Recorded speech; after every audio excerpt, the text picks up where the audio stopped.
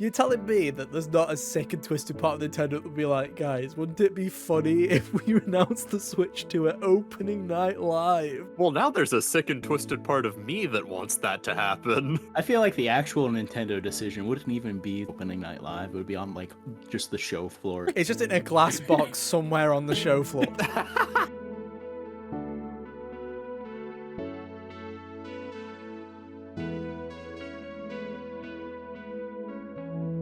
Hey, how's it going, everybody? Welcome back to another episode of the HGO podcast.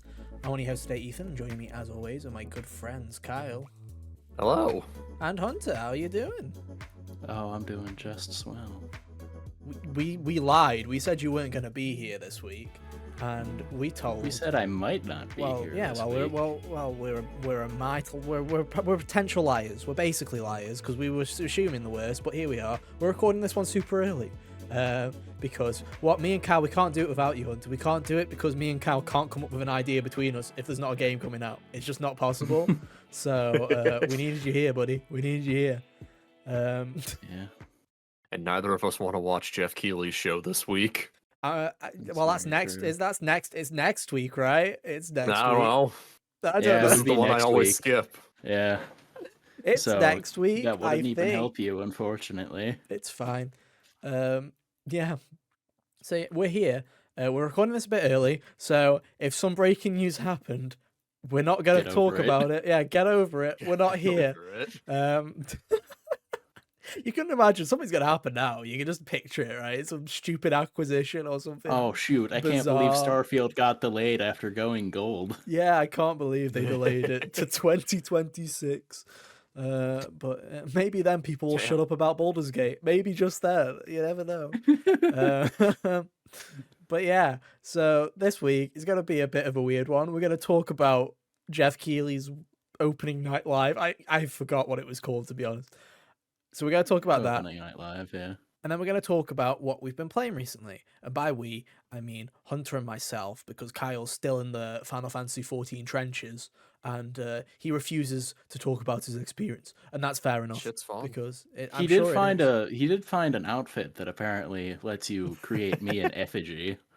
And I did I'm see just that. saying, Kyle, if you need like some amusing stream to do on a weekend, creating me in Final Fantasy and playing as that character would be real funny. I feel like the thing is you wear an outfit, Hunter, that is basically a video game character. But this is Legit. if Yeah. you have some like hard times or whatever come over you in the next couple of months for the Halloween episode, you could be like, and I'm cosplaying as Kyle's character in Final Fantasy XIV. It's just the same outfit you wear every damn week, and it'd be like, yeah, fair play. Yeah. You've kind of done Dude, it. it was There. You like- kind of nailed it. It was just so weird because it was like an exact replica of what Hunter wears, but like the default color was just black and it had the same little necklace thing that you wear. Yeah. So I'm just like, what if I dyed this red? And lo and behold, I made Hunter. My You friend did. wants to know what that it was as far as the gear, anyway. I'll get that for you later. He'll hit you Cool. up. He'll give you the D's. But yeah. Also, Would- don't know would- if you could see it in the picture, but there were also fingerless gloves. Of Oh, course yeah, there were. that can be Of course there expected. were. Yeah. It's an MMO. But we've got plenty of games to talk about that aren't Final Fantasy XIV. Hunter's been playing a couple Unfortunate. of indie games. I have been playing some interesting games. We'll talk all about them. But yeah, if you're new here, welcome to the HGO podcast. We're here every Monday around 5 p.m. UK time, 12 p.m. Eastern on podcast services everywhere, or on youtube.com/hotgamersonly, where you can look at our stupid faces each and every week. Bit of housekeeping for you. We have got a couple of little pieces of stuff coming out. Obviously, Hunter is still in the Raincoat trenches trying to conjure up a review. If that's not out by the time this episode of the podcast is up, it'll be out sometime during. So it's this either week. that we're recording this to put this into perspective. We are recording this on Wednesday. That's how early we're doing it. So it'll either already be up on youtube.com/hotgamersonly, or it'll be up very soon on youtube.com/hotgamersonly. So make sure you check that out when it's there. And then obviously we are we're soon to be in the trenches because next week. We're in a lot of trenches. We're in all the trenches, you know. We are in I'm France, worried about basically. us. We're in France. It is the World War. We are in the trenches. Um, but yeah, We yeah. Well, Kyle's gonna be in the. I'm not saying I can't say the word trenches anymore. I can't do it. But we got a I'm lot of not going stuff to be coming in the up. Genshin trenches, He's if not gonna that's be in what you the. were talking about, Nope, he's not in the Genshin trenches, but he because they is just going went to to be. France in their update. Yeah, they basically did.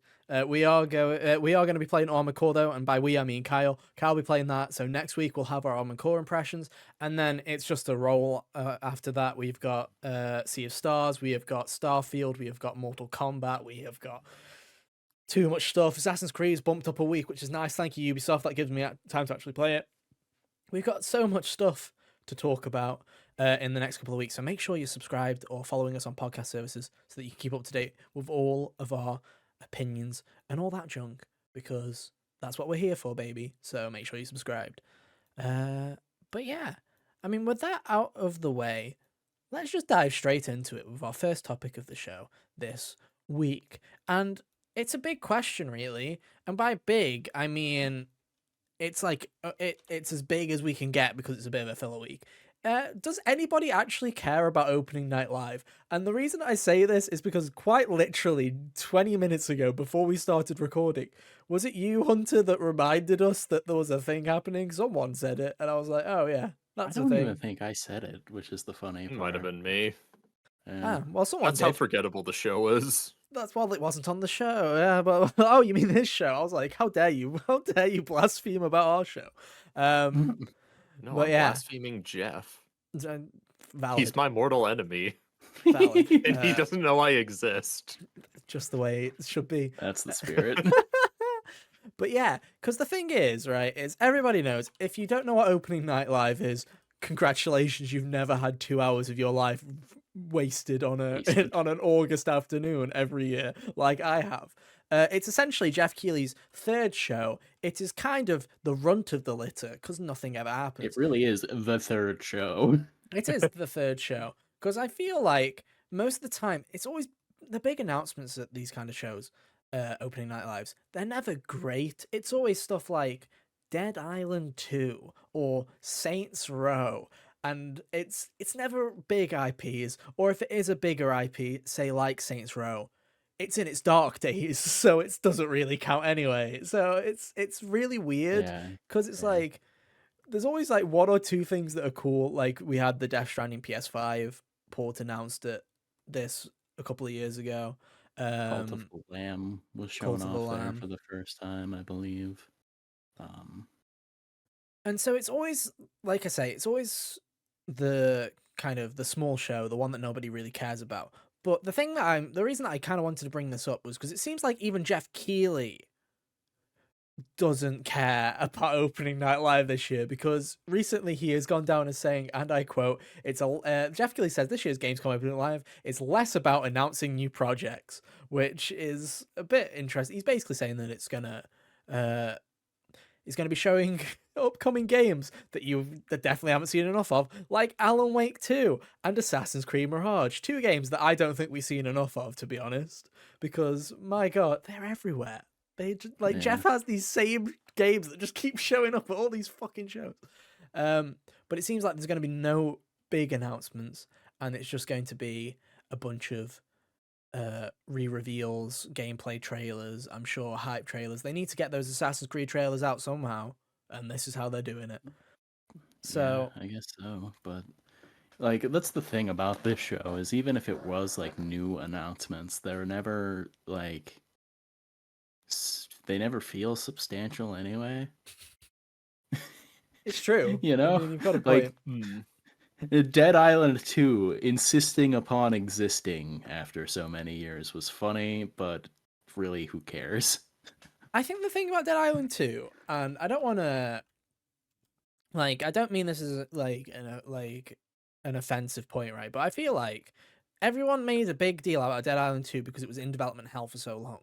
But it's like did anybody actually really care about Dead Island 2, or is it just a hey, this game's been in dev hell for that long and someone's actually going to finish this boy and then we're going to shove it out the door, and then people are like, "Oh cool, it's this game that's been in and out of development and have restarted 4 times in the past like 13 years."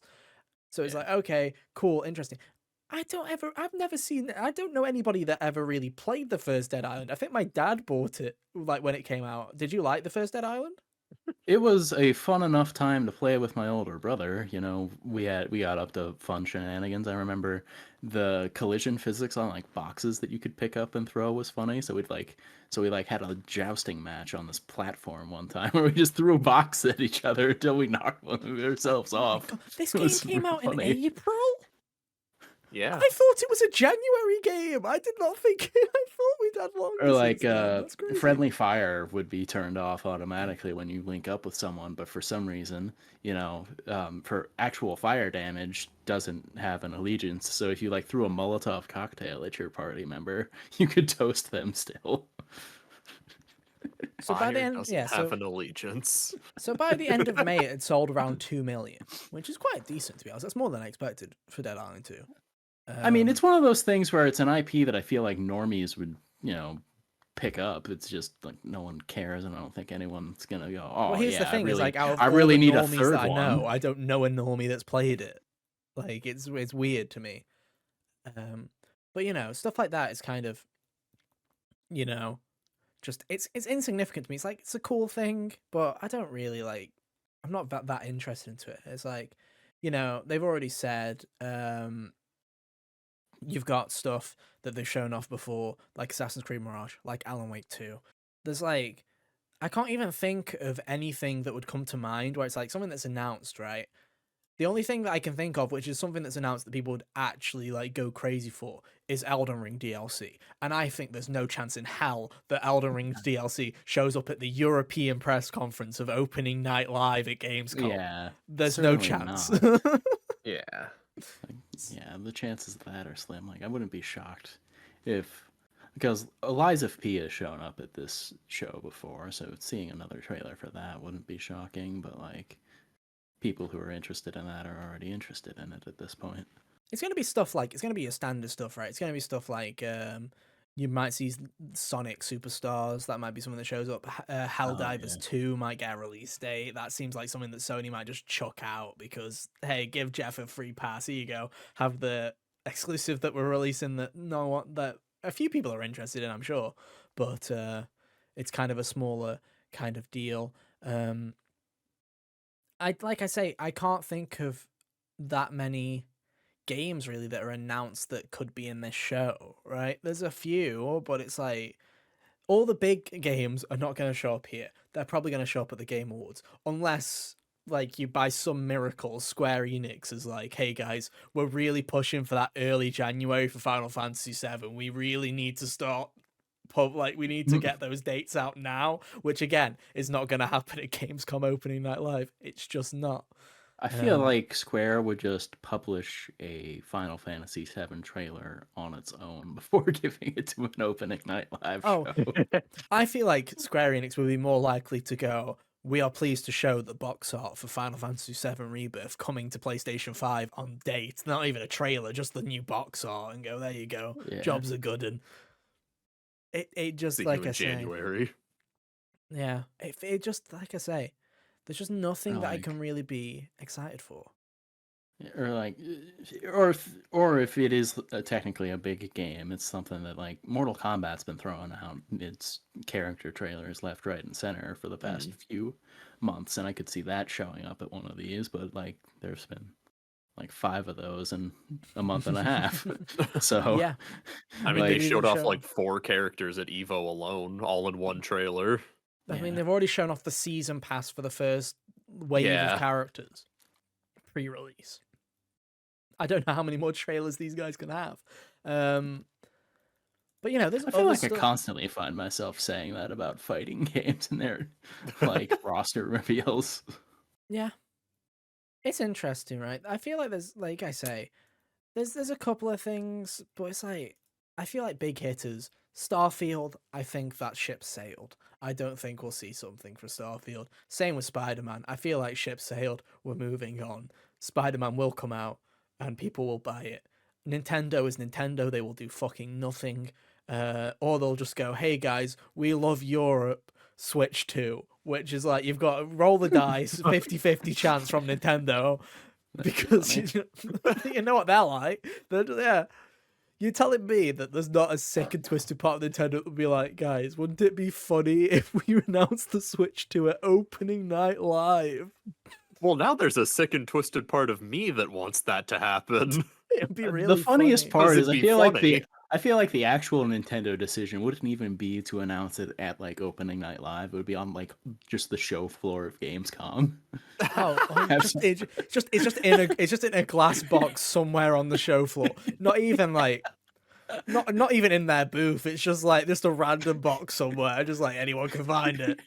This little rogue thing. But like I say, the thing is like most of there was an announcement a couple of weeks ago. I can't remember if it was in a conference call or an earnings report, something like that, where Sony was like, hey, we've pushed a lot of our games that we were expecting to come out this year next year, and that's why it's a bit light. Oh yeah. Which to me screams, because I always forget that Stellar Blade is being published by Sony. That probably means Stellar Blade, even though it hasn't been pushed yet. Yeah, I've been. I feel like that game has been not going to be. Yeah, it's been year oinky splinky to 24 now. Yeah. But I'm still like here's the thing: Nintendo is Nintendo. There'll either be another direct this year, or we won't hear from them again until Mario Wonders, like the day before Mario Wonder comes out. Yeah. Sony, I feel like they still could have another showcase this year, because I still think that showcase earlier this year was so awful, and we still have no clue what Sony is doing other than fucking everything up, other than Insomniac. That I'm like, there's still a part of me that's like, come on, give us something for next year. Like, yeah.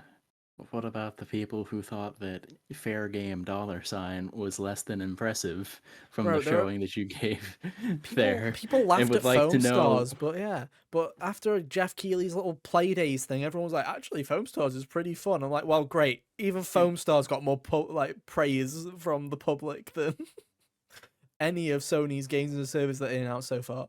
It's just, it's a tragedy. But yeah, I expect some indie stuff. I expect a couple of things. I know Kyle Bossman is doing the pre-show, who is a YouTube content creator that I like quite a bit. He always does stuff with Jeff. He's usually his producer on these shows. But for some reason, Gamescom Opening Night Live, again, because it's the baby show, he's just like, yeah, Kyle, you could do the half an hour pre-show. Fuck it. Like, have fun. And it's always really funny because he has a very specific sense of humor. Like it's very kind of hit and miss, a sense of humor. You either get it or you don't. And he just does it for half an hour straight. And you can tell that the Twitch chat definitely doesn't get it, but I'm there for the ride. I'm enjoying every moment of it. Oh yeah, but Twitch chats are usually stupid. Yeah. Especially on these things. But even with that, it's hard to be excited when you know that it's a 2-hour show that's going to be filled with nothing but boredom. Oh my god, why is it a 2-hour show? What's his his problem? Why does he make this one 2 hours? You barely have enough for 45 minutes, Jeff. I don't know, and here's the thing, is Summer Game Fest, you have the hope, you have the copium, you get a Final Fantasy VII trailer at the end of it. What are you going to get here? Kojima shows up and is like, hey guys, we patched something. Check out my podcast. Yeah. Check out season 2 of my podcast, please. I don't know. I just don't expect anything, to be honest. But we'll see next week. After Kyle has talked about Armored Core, we will discuss if anything happened, and we'll get back to you on that, I guess. But don't expect anything. I genuinely don't. People are saying Persona 3. Dude, you've seen it. Persona 3? Hear me out. I think we've already seen enough of Persona 3. I think I'm good. I'm like, I don't need this to be a remake where you see everything. Somehow I feel like if Sega was going to do something, besides the Sonic or Sonic, whatever it's called, it's like one of those. I feel like they'd show Tactica. That's what I think they'd show. That, like, they've got another game coming out that I can guarantee you that people aren't as interested in. Maybe that other Yakuza game that's supposed to come like a out Dragon at the end of Gaiden? That's year. a good shout. Yeah. That's a good shout. Oh, I'm very much looking forward to that. It's a shame that's digital only. It's really annoying, actually. Oh, As someone who owns all of the Yakuza games digitally, but still, it's very annoying.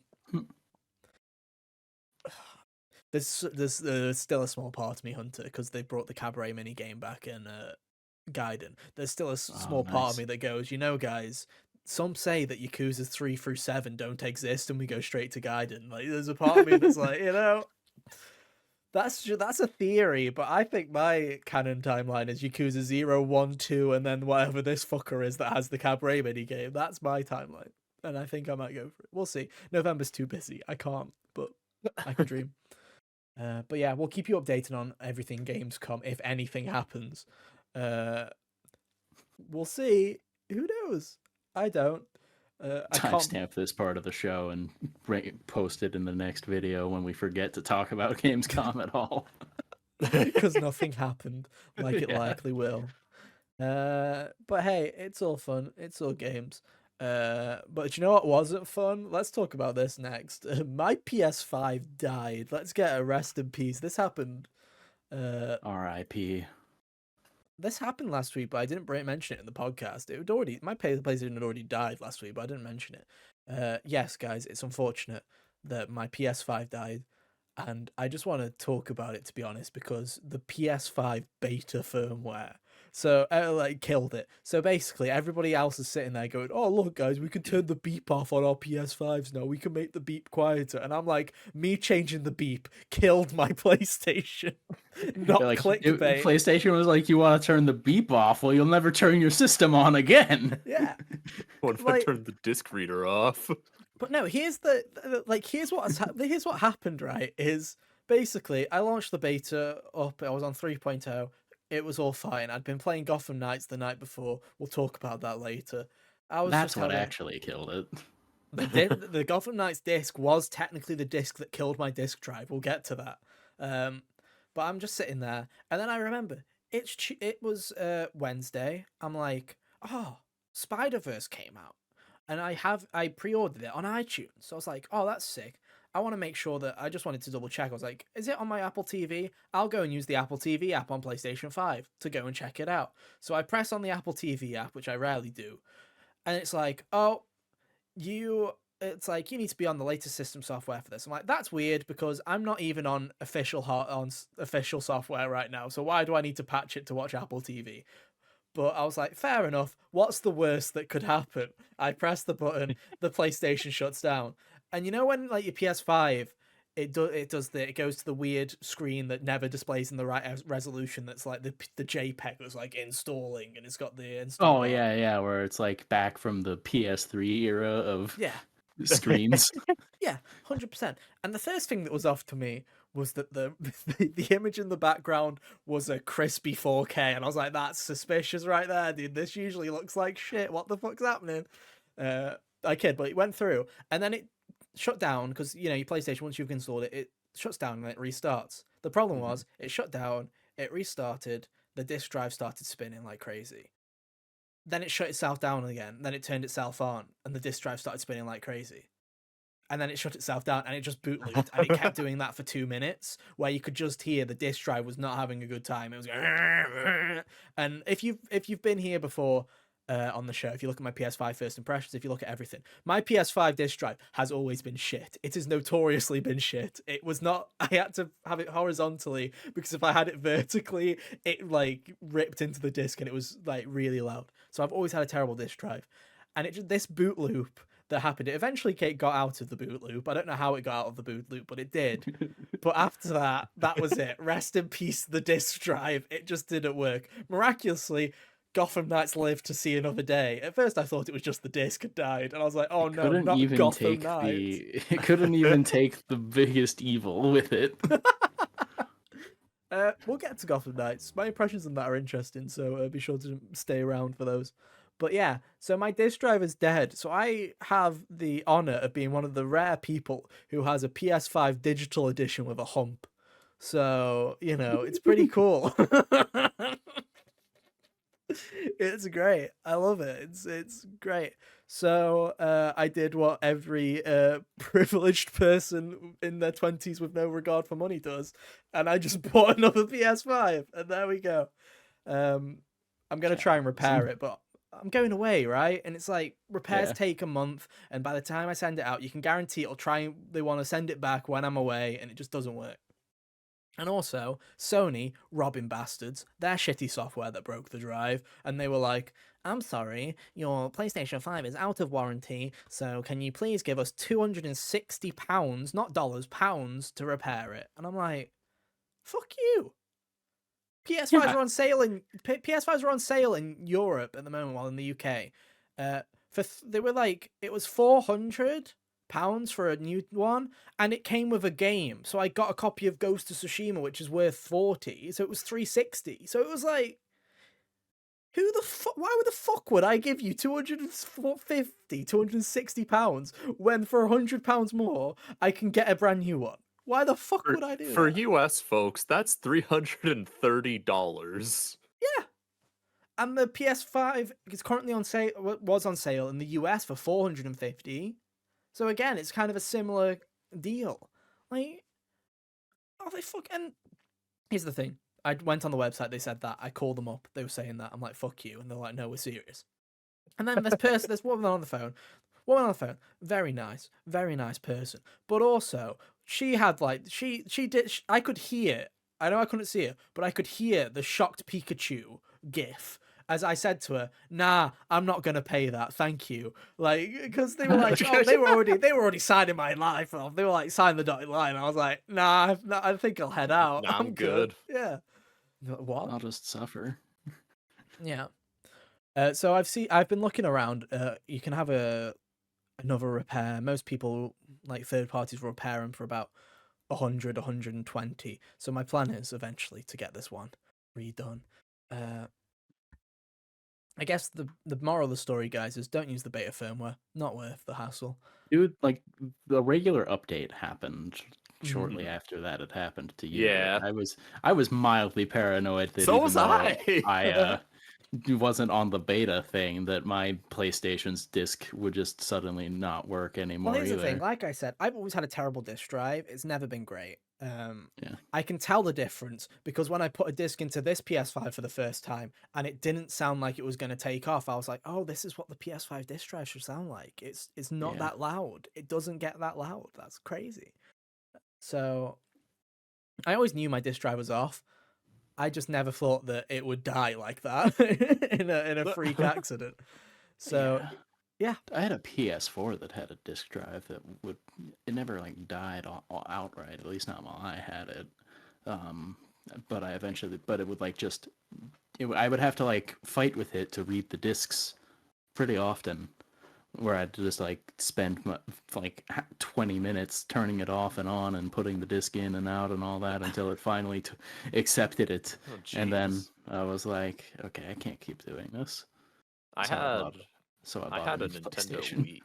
I had a Nintendo Wii where the disk drive just stopped reading discs after a while. Oof. Yeah, my base PS4, which I also got on launch, didn't have an amazing disk drive. It started getting a bit finicky near the end of its life cycle. So but you know, it is what it is sometimes. But that one, I was like, that sucks. And for those asking, Ethan, if it still works as a digital device, why don't you just become an all digital person? You even said on this podcast before that you've contemplated going all digital. And the answer to that is I have too many physical games that I for backwards compatibility. That's one reason. And the second reason is if you don't live in the UK or Europe, you might not know this, but unlike in America, where games are relatively the same, it's $70 physical, it's $70 digital. You know, there's the kind of the equivalence there. In the UK, uh, most digital games are £70, but on physical, you can usually get them for anywhere between 40 and 60, depending on how big the game is. If it's if it's a Spider-Man, you're going to be paying like 64, which is still lower than 70. But you know, it's like you can get deals on physical where it's like, hey, that's cool. Cash That's in why all I those have vouchers. yeah. Oh my god, the amount of money that I've gotten off discounts from these people before, because like I am not paying for Spider-Man 2 because of the amount of points that I've racked up from this damn podcast. Thank you, podcast, very cool. They are giving me, because of their £10 incentive to pre-order at the time, they are giving me £7 to pre-order Spider-Man 2. Thank you guys, appreciate it. I'll take that £7 and put it towards Mario or something, because that'll be great. But yeah, it just sucks, man. So now I have just a PS5 sitting here, so it's great. I love it. I have multiple Switches, multiple PlayStations, multiple Xboxes. I have a problem. Someone needs to take away my disposable income. That's what needs to happen. But hey. So yeah. It's all good. It's fine. Uh I just it was too soon. It's gone too soon. I miss my old PS5, I'm not gonna lie. I miss it. It's right behind me, but I still miss it. Anyway, it was a bit of a nightmare. Let's move on. Hunter, you've been playing Inscryption. Yeah, this game came out, I want to say last year was when it, or maybe the end of 2021, even on PC is when it first popped up. I can't quite recall, but it recently became available on like the extra tier of the PlayStation Plus subscription. So I was like, oh, I remember hearing neat things about this, and downloaded it. So it's essentially like a roguelike card game, um, pretty much, with a bunch of, and essentially you've been taken hostage in this cabin by some kind of, I don't know, eldritch jigsaw kind of man monster thing. I haven't really seen anything besides the dude's eyes, and then he like will put on different masks to portray characters in the game that he's making you play. uh, but so that's the general setup. I think it's really cool as far as if it was just a card game, that like just the standard putting things on a table and none of the cool like stuck in a cabin with a monster set dressing, I probably would be substantially less interested in it. As far as the actual application of the gameplay, I think it's pretty solid. All of the cards, I think it does the balance of making things, unique well enough, down to you got your general sacrifices for cost of your better stuff, come in two varieties where you either have to have other cards out and tribute those to summon a better thing, typical Yu-Gi-Oh stuff there, or other ones will use a different little currency, I guess, for lack of a better term, where they're summoned by the number of things that have already perished on your end of the field. Mm-hmm. So, balancing the two different ways to summon things that way is part of it. A lot of them will have, a lot of the creatures get like special abilities, like one has, or like birds have the ability to go over the defensive row of the other player, so you don't have to worry about the other guy having monsters out if you use birds, except there's a ability that counters that, where it's like Jumpy Boy or something, where like a frog has it and it can like counter the flying by jumping high or something. I don't remember the exact term for it. Or like there's one that's a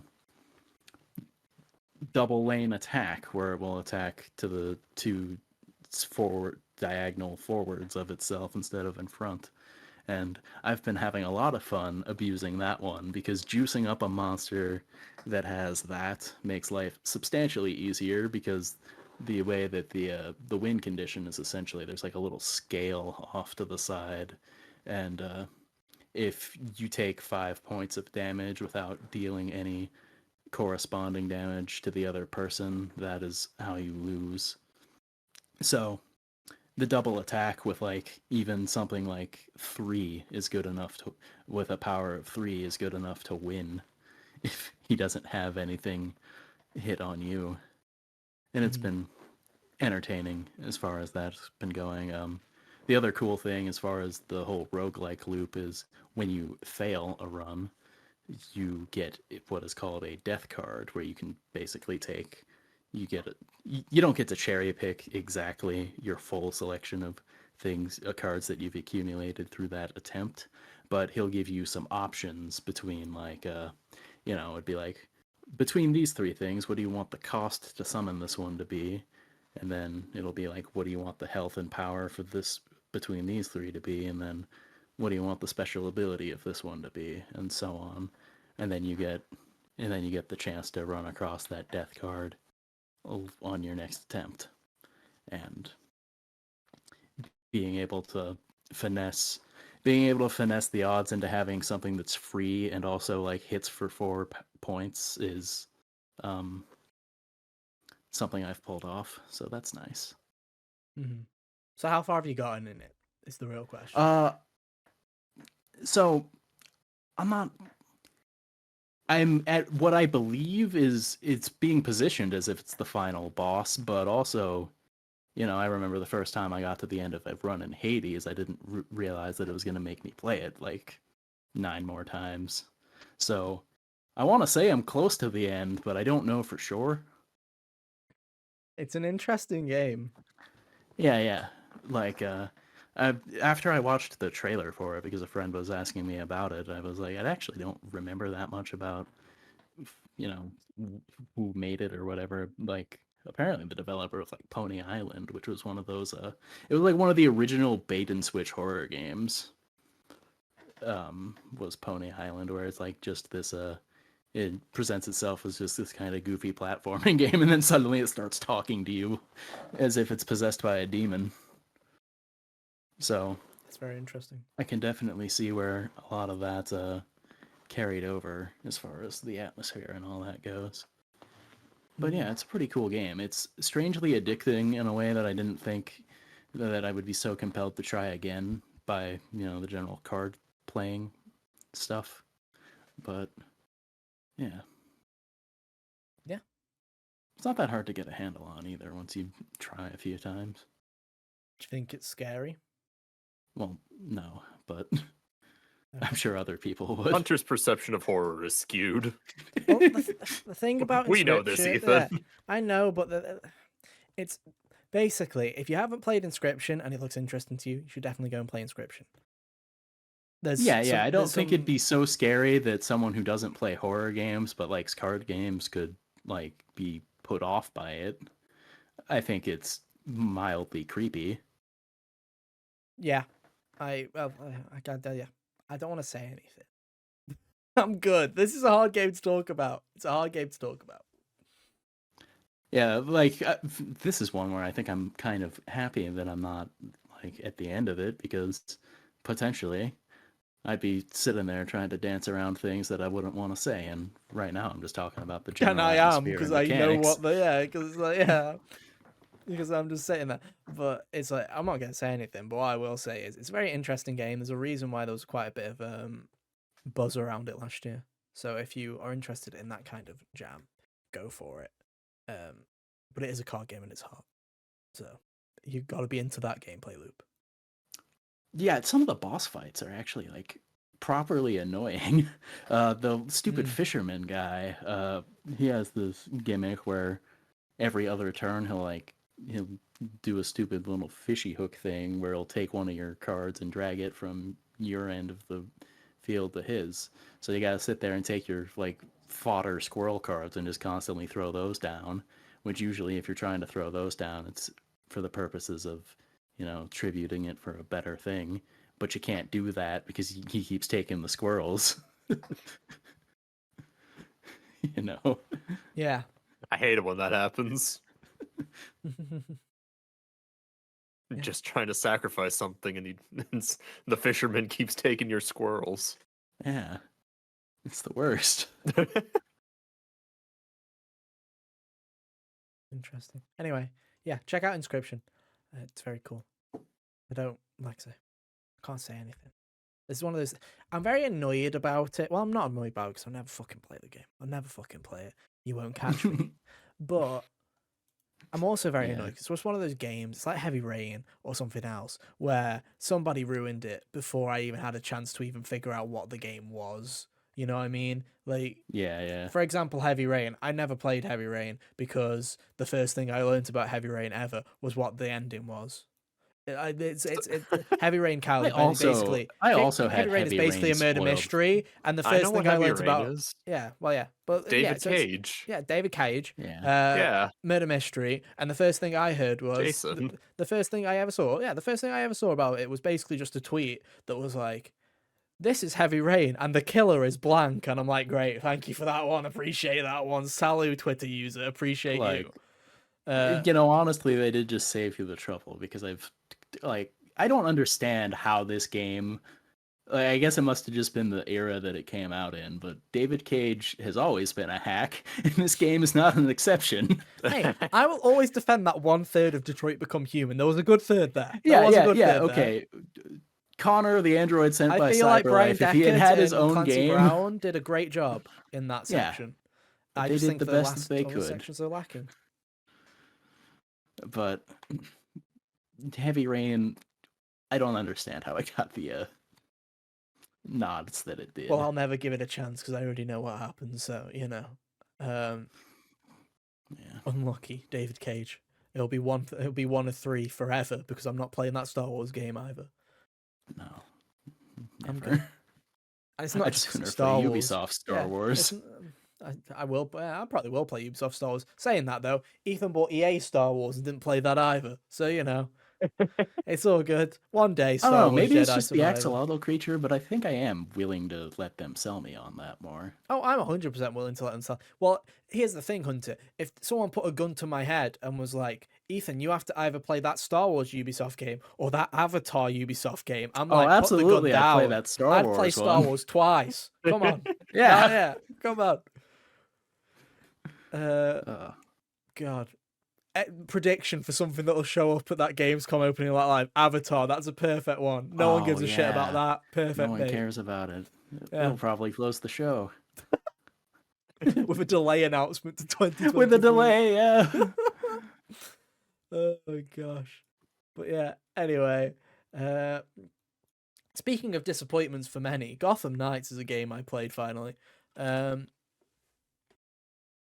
I think I remember saying that I'd never play Gotham Knights, and here I am on my ever-present journey of playing every game on the PS5 that isn't Star Wars Jedi Survivor. I played Gotham Knights. And I don't know, it kind of gave me an idea for like either an article for the website or a video or something, because I kind of want to talk about it in a little way. Is that,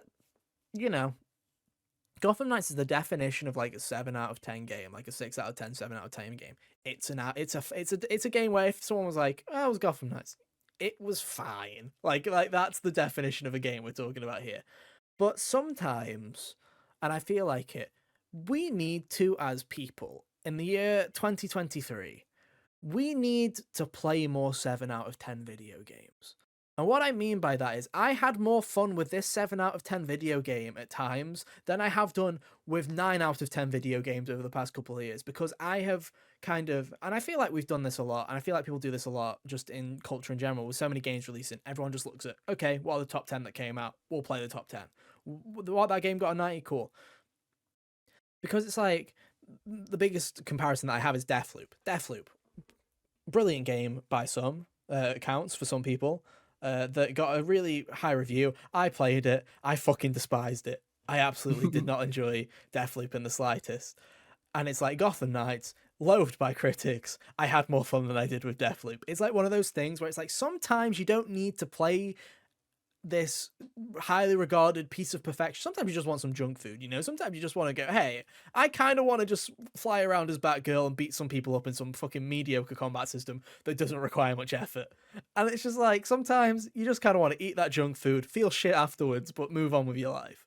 And I feel like in 2023, you kind of don't get that anymore, because you have this kind of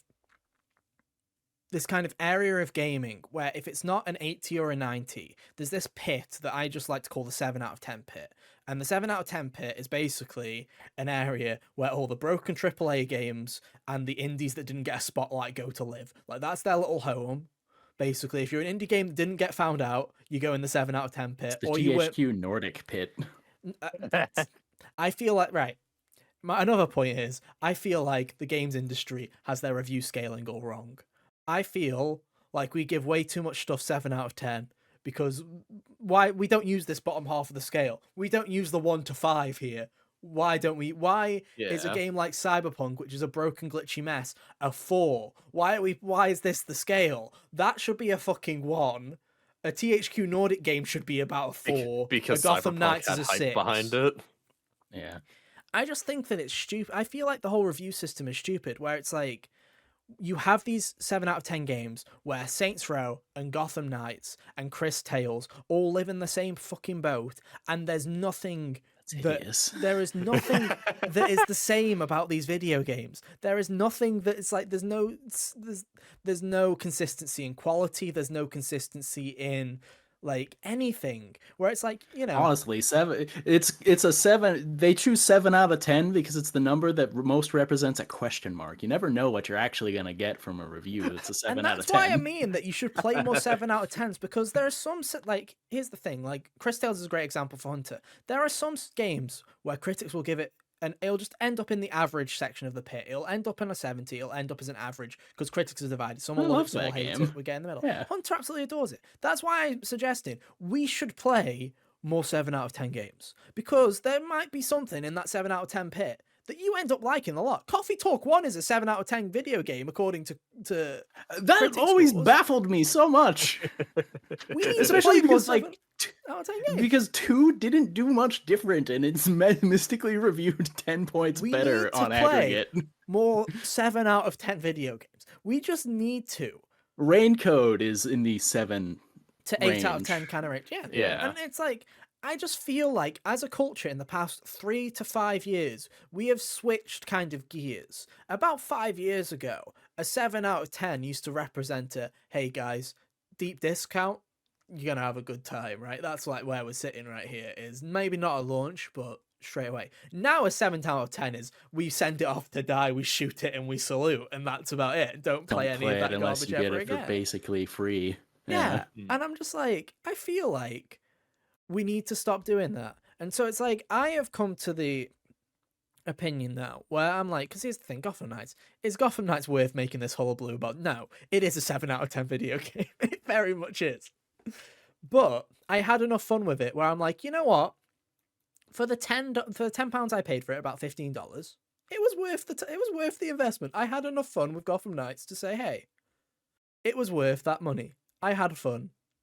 And I probably wouldn't have got it from some other game. That's cool. I appreciate that. But I feel like with Open Critic and all this stuff, you see it all the time, right? You're like, oh, guys, Baldur's Gate 3, 97, highest review game of all time. Diablo 4, 88, blah, blah, blah, blah. Everyone, it's like the score comes out for a video game and no one actually gives a shit about the opinions. They just care about that fucking number. And Yeah, it's they like, care about the number. I feel like it's time for people to learn that there are opinions behind that number and it's time to talk about those fucking opinions, right? It's like, go to a podcast. If you guys are listening to us for our views and our opinions, chances are you don't give a shit. We stick a number on the website, which is basically 1 avoid, 5 must play. It doesn't actually mean hey, this game's a 60%. It just means, hey, we have a review score system. And other places have those too. And it's like, hey, a 6 out of 10 on GameSpot doesn't necessarily mean it's a like, it doesn't like, they don't mean the same as a 6 out of 10 at IGN.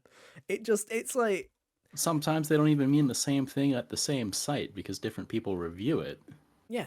You know? So it's like, yeah, play more 7 out of 10 and just listen to more opinions is like the thing that I'm trying to get at really is like, fuck this number off. If you have a podcast that you really like, if you have a couple of people that you know on the internet are kind of tuned into your same wavelength, don't just go to their reviews and check the number. Fucking check their opinions. Listen to what Like, they that's have the to thing. say Yeah. about it. Yeah. Yeah. It's because it's kind of like from all the reviews of Gotham Knights, you'd assume that it's this glitchy, buggy mess. And yes, does it run pretty? It runs at 30 FPS. Boo fucking who. I got used to it in the end eventually. But it's like, I had enough fun with it. And from the sounds of reviewers, it sounds like it would have been the worst thing ever. And I've played worse. and I probably will play worse if I ever play Suicide Squad, because I have a feeling I was that about to Suicide Squad is say going to when be we got worse. to the end of this subject that I'm like, you know what this means is you have to play Suicide Squad and compare it against it now. No, I disagree with that fucking thesis statement. Which 7 out of 10 is worse? Probably Suicide Squad. I would honestly put money on that. Like, I'm very confident. At least the characters in Gotham Knights look vaguely different in the movements they make. You know, like they're not all just pointing guns and Batgirl's shooting. not shooting a gun. Yeah. Only Red Hood does that, I think.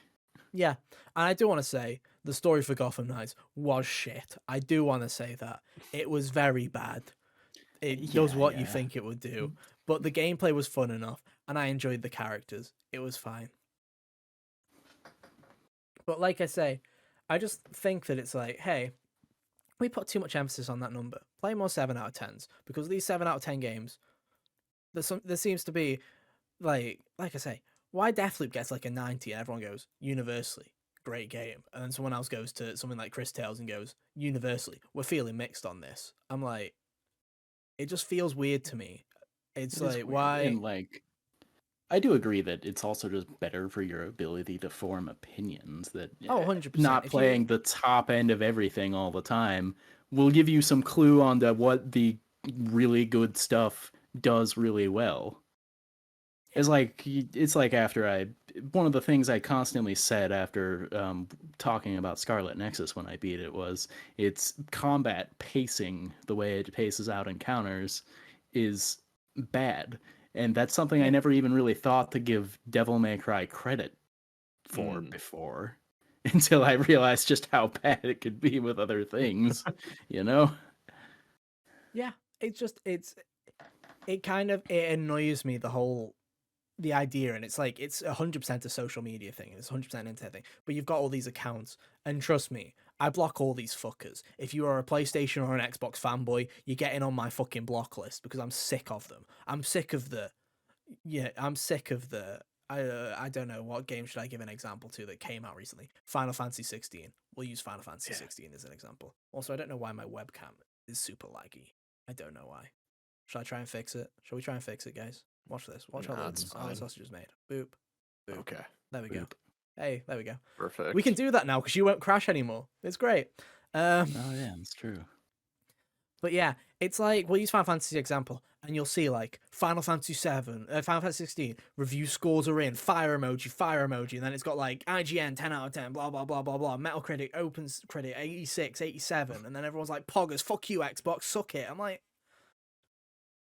and then like a week later, the Xbox side of that coin it's like, is game gonna was be mid, like, guys, don't deserve an 88, blah blah blah blah blah, and I'm like, didn't sell well. didn't. Objection, or something like that. You know, I'm just sick of it being a numbers game and stuff like that. It's just like, I'm like, from now on, I just want to be like, hey, I liked a game or I didn't like a game. That's the opinion. Yeah, it's but really, Ethan, isn't it more fun to say L to people on the internet? No. And then just say heck L, and then the console go warriors about your thing is day. so confusing because let me tell you, the little the thing I don't care, the thing about video games I care the least about in the grand scheme of things is the business part of it. You know, like the part that revolves around making the money, I just kind of begrudgingly accept has to exist for them to keep occurring. I've never got it in any industry though, where you've got people who are just like, hey guys, I'm a big stan of a corporation. I love that shit. No, it's so dumb. It's like, if PlayStation fucks up, berate them. If Xbox fucks up, berate them. No one's your friend here. You're just doing what makes sense for you, and it annoys the shit out of me. Phil Spencer isn't gonna do anything for you. No. Yeah. And it's just like, I really hate it. And so it's like, just take opinions, guys. Also, here's a little tip for me. I have nothing against big publications like IGN or GameSpot or anybody like that.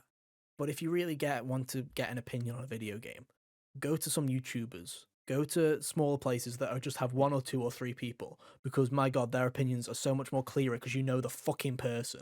Like, that's my thing, is you go to like Hunter, you go to IGN, and the person who wrote the Baldur's Gate 3 review will be nowhere near the same person that wrote the review for Final Fantasy 16. There's no comparisons here.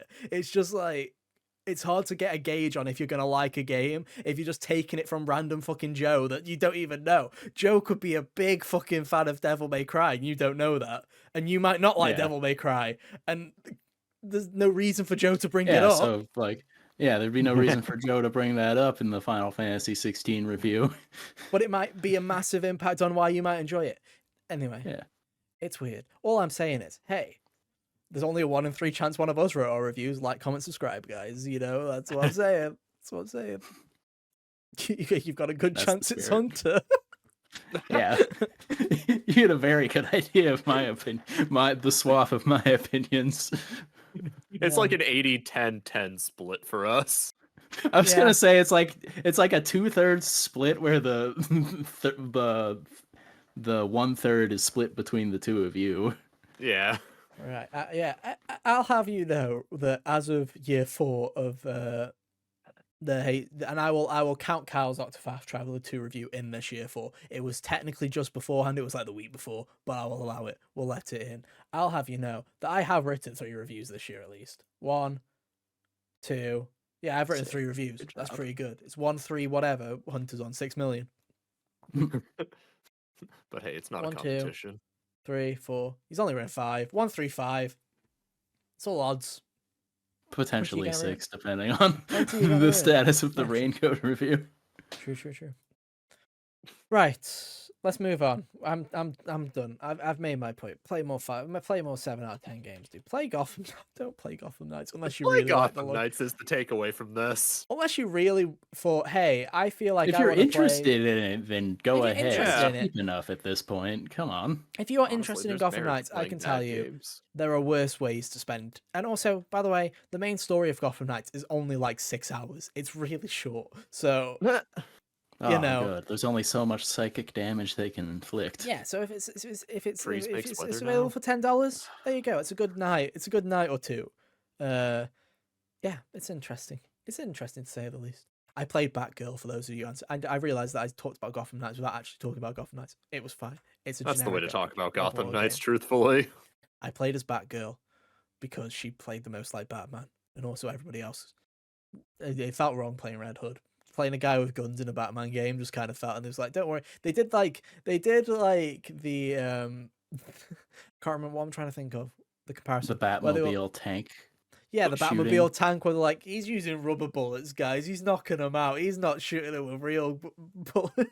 I'm like, okay, I don't believe you. Rubber bullets don't sound like that, but okay. But yeah. Anyway, Hunter, what else have you been playing? I've been playing I actually just beat it the other day. Thymesia. Speaking of 7 out of 10 games, that's that's about the size of where I'd put this into that general like orbit of the same thing. Where last year this game came out, and it was basically talked up like this kind of indie attempt at being a kind of a Bloodborne type of game, and I was intrigued by it because the main character is a plague doctor. Of course, So, of course. and it's an action game, so I was like, all right, cool. Hunter fitting into his own stereotype perfectly. I'm self-aware enough to know when to admit it. But yeah, so it's funny because it seems to deliberately invoke Bloodborne's kind of notions here and there. I think that, and people talk about it like it's a Bloodborne-like game, but I'd say that in reality, despite the fact that it does deliberately try to make you think of it in certain ways, like the home base area very much feels like they were like, oh, the Hunter's Dream was cool. Let's do that, except legally distinct. But I think that this game is closer to essentially a modern equivalent of like a PS3 era, not quite Devil May Cry action game. Oh, hell. Where Hell. I think it's better than those. I want to be very clear about that. It is much better than most of those. There's a because small part of me that kind of misses stuff like that. yeah. That's why I liked this game. I liked my time with it. It's just when it asked me to play more for the extra endings, I was like, didn't like you that much. I'm gonna get going now. But Now uh I'm good. but yeah, it's like it's the modern equivalent of one of those where I think it's much better than those. Like if you remember at the beginning of the year, I was talking about Castlevania Lords of Shadow and how basically my soul was leaving my body as I was playing that game because it was not very interesting. Yeah. This game, it has a better sense of usage of color because it's not the PS3 era anymore. The it does a cool couple of things that are worth mentioning. Where one of the abilities you get, like you get a sword for your light attack and whatnot, and then he has like this bird claw type of move as his heavy attack. And if you charge that bird claw heavy move up, you can like attack the whatever you're fighting, and you'll make a spectral imitation of whatever weapon they have to use it for a cool kind of weapon specific attack. I think that's neat. That's a cool way to get like move variety in without having to dedicate a whole like extra thing to it. So I think that was neat. The way the health bars against the enemies work is interesting because so like in Bloodborne, you know how when you would take damage, part of the health bar would be orange, and you could like fight your way Yeah. back. Yeah. The rally mechanic, yeah. Yeah, the enemy health bars kind of work like that too, where you smack them, and part of it will turn green, and then to like fully destroy that part of the health bar, you hit them with the heavy attack, and like it probably sounds more annoying than it actually was because it's very easy to just they don't start regenerating the health from the green part back unless there's a sizable pause between your own attacks. So like if you back off for too long, then they will regenerate their health meter. But if you just smack them with your heavy moves a couple of times before backing off, then you'll at least have done some permanent damage. And things like parrying will also accumulate the little green part of the meter there. So I think that was an interesting take on it because it's like I feel like it's not quite the stance mechanic from like Sekiro or Sifu even. It's like not quite that, but it's also not quite the same as any of the Dark Souls or Bloodborne stuff either. So it's a unique little identity there as far as that's concerned. I think all the boss fights were pretty solid. They were, I had to try. I don't think I first tried any of them, but they weren't like none of them were hair-pullingly difficult either. There was one that was like they had a singular big monster boss fight, and I think that one was kind of meh compared to the other ones where, you know, it was better as like a little one-on-one duel kind of scenarios there. Yeah. As far as like the story basically went in through one ear and out the other. I didn't really feel like learning much more about the story than what was essentially given to me at the beginning, where it's like plague beset upon this country, disaster strikes, plague doctor man, Corvus was his name, basically like discovered the formula for the cure, and the gameplay is you trying to like piece through his memories via these levels that you're playing. And depending on, and that's where the endings come into play, is like depending on how much you learn and all that is the result of the cure and or not cured, because I did not get the good endings. I got the standard ending because I didn't do any of the side stuff, because I didn't really find any of the side stuff. And I was like, well, I'm not really. Like I said, it was fun enough to play through, but I wasn't really enticed to go look for more. No, fair enough. I like to say I'm looking at it now, and I think you did sum it up best when you're like, it's kind of like those PS3 games that are not like triple A level, does like quality, but they're trying something that's a triple A ish concept and trying to go their own way with it. And I like that kind of stuff. Like I say, I miss those kind of games. I would Yeah, like. yeah. I like that things like this, I feel like, should still exist because they're more likely to try something new these days than something that is AAA, where, sometimes, yes, the game can be very good, but it will be potentially sanded down to not have any kind of decision about it, it feels like. Mm, yeah. Like sometimes that's how I feel about Horizon or something, for example. Whereas like that game almost feels like aggressively focus tested.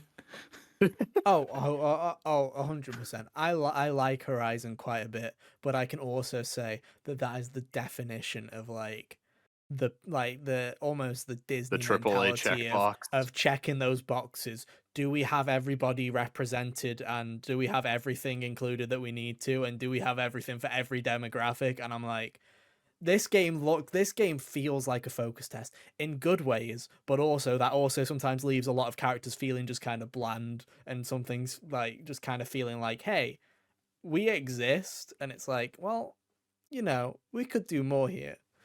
But no, it's pretty good. I just missed it. Like, it's funny now because I think of like back on the PS2 and early PS3, all the shovelware and shite there used to be, and it's like we don't really have that anymore because game price, like the cost of making games is so much higher. But Mhm. there's also a part of me that's like, man, I miss those days because it was funny when you saw Madagascar 2 Escape to Africa on PS3 on the store shelf, and now you're never going to see that. There's like the odd Nickelodeon game every year, but it's like most Oh of that yeah, stuff whereas is like the just kind of Nickelodeon kart and or Smash Smash Bros. Or, Brothers. yeah. And it's like, you just don't get Can't wait stuff for like that Nickelodeon anymore. Tactics eventually. Or just like little mini games, like smaller kind of projects. I remember on the PS3, like mini ninjas and stuff like that, which is like there's just cool little ideas, like cool Yeah, little yeah. games like that you just Mhm. never really see anymore. Like you see them in the indie space and stuff like that, but you never really see them in that middle ground, because I feel like a lot of games now are either AAA projects or an indie game that's very specialized in trying to do something in a very particular kind of genre. It's very rare for you to get that middle ground anymore, or if it is, it's like one of those games where it's like, this game's really pretty, but it's more of a experience than a gameplay marvel, or this game is like, it's very rare to have those kind of middle ground games anymore. Yeah, or if those middle ground games do exist, they are now just remasters of the old Yeah. middle shelf games, you Mm-hmm. know? So, yeah. Overall, I liked Thymesia for what it was. Went into it being like, it's the game about the plague doctor, it's the action game with the plague doctor, and that's what I will remember it as. Hell yeah. Hell yeah. Yeah. But no, go and check it out if you want. Is it on PS? What's it on?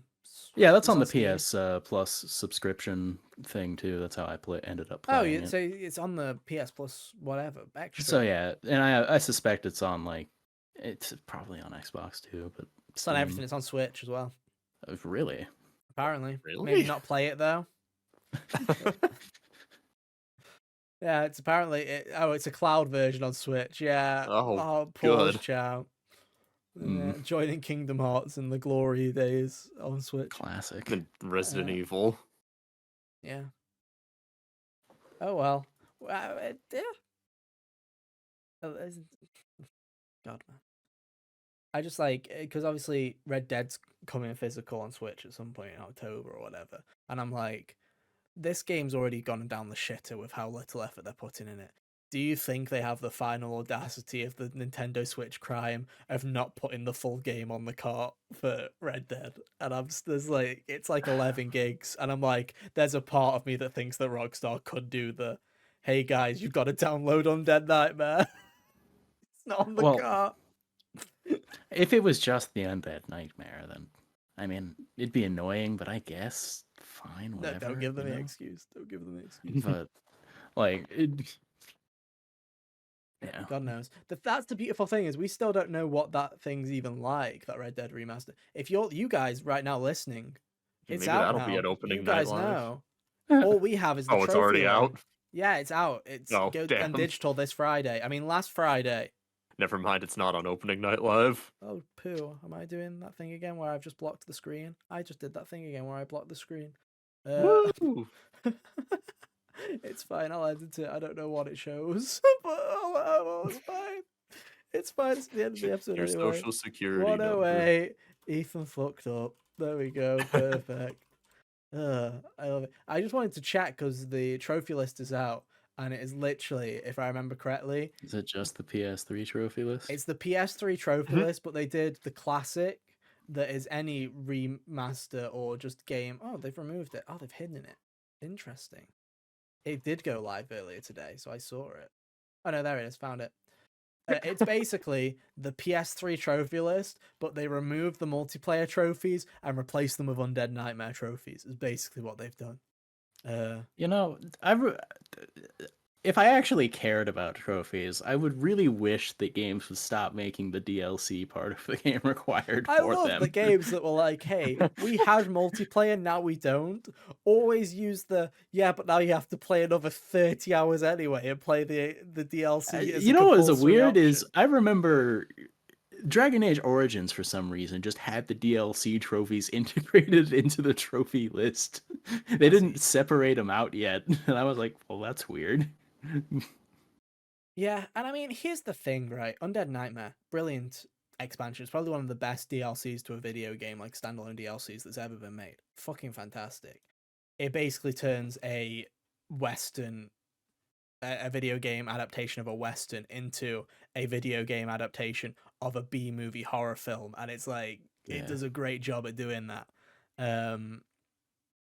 But man, it's like I say, it's like, so you're telling me I have to do all of I have to 100% Undead Nightmare as well? Like, I mean, it Yeah. beats the online. It beats the online. Yeah.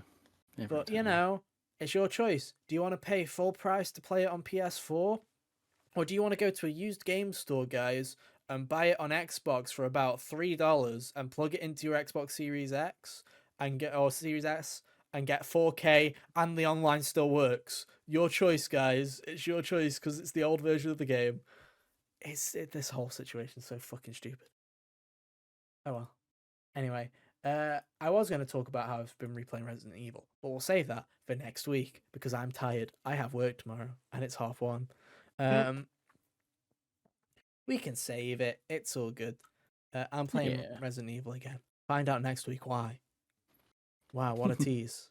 It'll be there right alongside Do We Talk About Opening Night Live? And Armored Core. And, And will we Peppa talk Pig. about... What a week we'll have next week.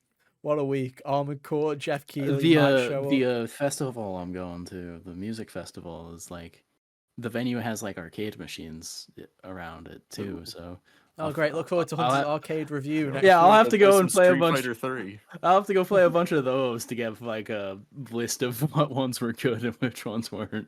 Oh, yeah. Sounds like a plan. Anyway, where am I going? I don't know what I'm doing. Where am I? What is this place? All links are on We're not screen talking about right now. I think, yeah, there. You can go follow us on Twitter if you want to keep up to date with everything we do outside of the podcast. Were you saying something, Hunter? Sorry. Oh no, you were like, what am I doing? And I'm like, well, you aren't talking about Resident Evil anymore. So No, I'm not talking about Resident Evil. Or the fact that I have 6 million playthroughs to go. Ugh. It's fine. Ugh.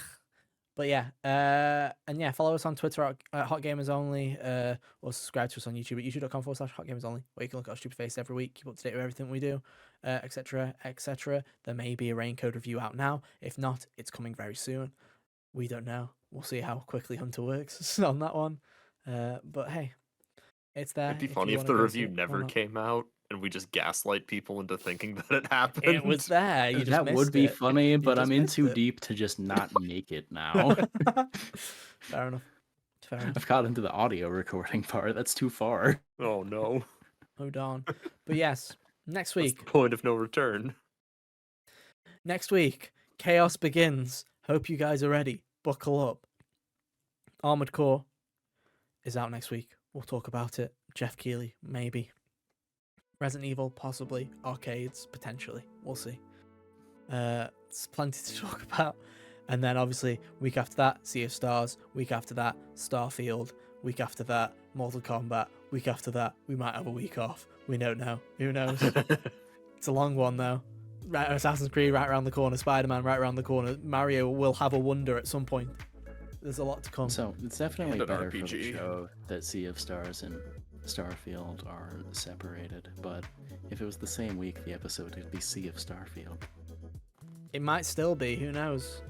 That's- We'll see. The early access does start on September 1st, but I don't think I'll have enough time to play it for the episode that we will record on September 1st. So I feel like that might be a bad idea. But hey, we'll see. We'll see. Anyway, that's enough about that because I need to sleep. I'm tired. Anyway, thank you so much for listening / watching this week. We'll be back next week for a lot of Armored Core talk because Kyle loves mechas. It'll be fun. I am And actually I've really... never played an Armored Core game before. I'm really looking baby. forward to it because Dude, me one, too. the game's going to be good, but I'm very much going to look forward to the online discourse that happens when FromSoft fans realize that FromSoft can make a game that isn't a Souls-like. I think it'll be interesting. Let's find out next week, shall we? But until then, Yeah, that'll have be an awesome fun. week. It'll be good. It can't be bad. That'll be a good week to stay off the internet. It's always a That good week just to stay sounds off like the a internet. good week to not go on Twitter. It's always a good week. The next week won't be good better. Starfield will be out. It won't be better, Kyle. It's not getting better from here. Anyway, All right. we'll be back next week at the same time. The same lesson place. is stay off the internet for the rest of the year, It might not. You might Except you'll to have watch the more fun. podcast. except to watch the podcast. Yeah, well, you can go to Always your come podcast. back for us every Monday. You don't have to Yeah. go on. You don't have to go to YouTube. You can always go to Spotify, Apple Podcasts, or whatever, and where you go to get your Amazon. podcast or music, and listen to us there. And there you go. You can never have to go on Twitter ever again, or YouTube. You'll be fine. Sorry, X. Sorry, forgot. Anyway, we'll be back next week. Same time, same place. See you then. We'll be there. Bye. See ya. Toodaloo.